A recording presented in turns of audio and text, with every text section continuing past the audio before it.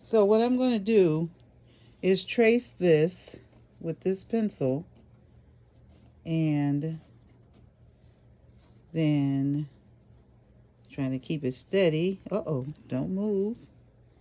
Don't move. Go around. Roughly. Uh-oh. Roughly making this camera.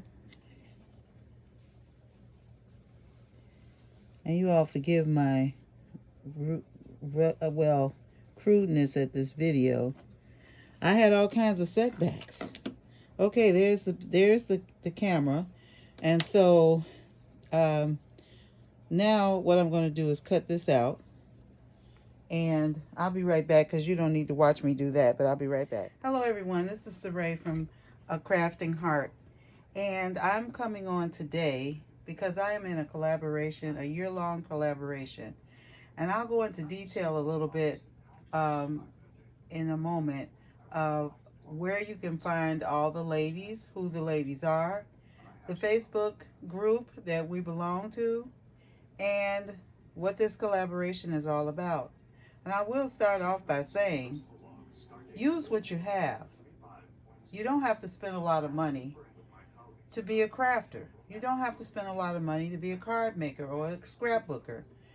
But a lot of times we buy a lot of things and then we forget that we bought these things.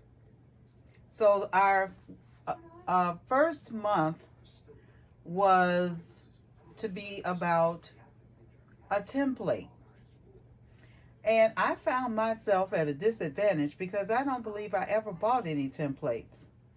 So I had to come up with something, I think, kind of clever to use as a template. So I'm going to show you the things that I used to create this page layout.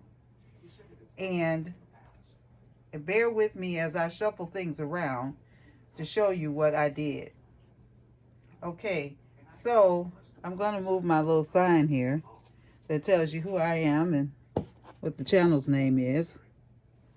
And I'm going to start off by letting you know that I'm doing this layout. It's about my first great-granddaughter.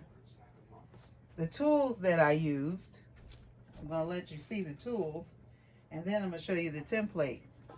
I used this board to cut paper, and I didn't score anything. That's what that's for, but I used this to cut the edge off of my paper that I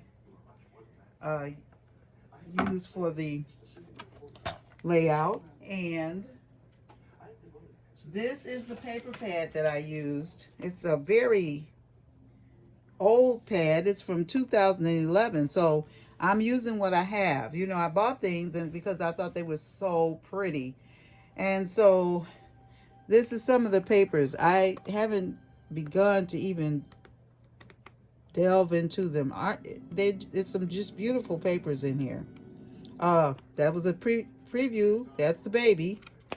And these are the papers. And they had some cut aparts in here that I used as well. Now there's one more thing that I have to put on this layout that I haven't, and I probably won't in this video, but it's just the information about the day she was born and all of that. Okay, so I used a few of these pumpkins right here, and I used some of this ink right here. And you'll see where I use that at in just a moment. I had to make use of a pen and a pencil, and actually not this one because that was kind of dried up, but I used this black pen and this pencil. And this I use to help me with the template. I also use some of these blingy. I can't do anything without blinging. I love bling. So you might find it on almost everything that I do. And I used art glitter glue to put this together, as well as some dimensionals that actually they came from the Dollar Tree. All right. So,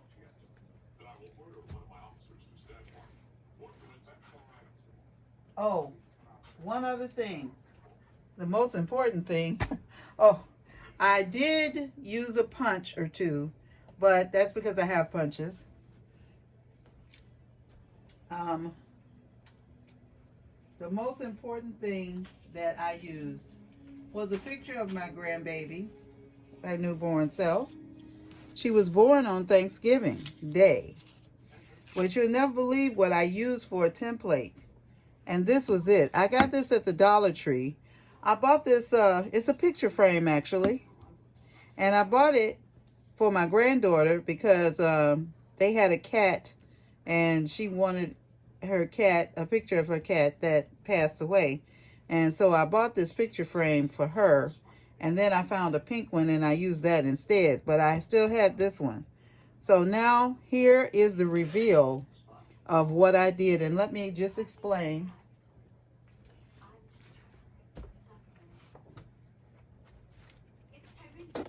I'm sorry for the shakiness of the camera.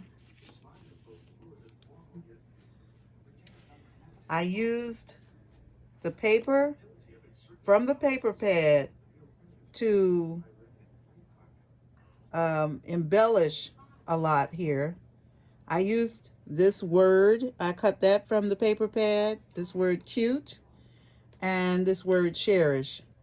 I used the paper punch to make this circle. I used the camera to cut out this